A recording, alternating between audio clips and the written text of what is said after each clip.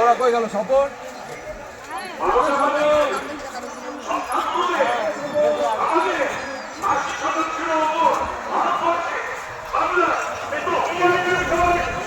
ভিডিওতে সবাই নিজের নিজের মুখ দেখায় দাও, যদি হারায় যায় তাহলে খোঁজা যাবে, মুখটা চিনা থাকবে তাহলে।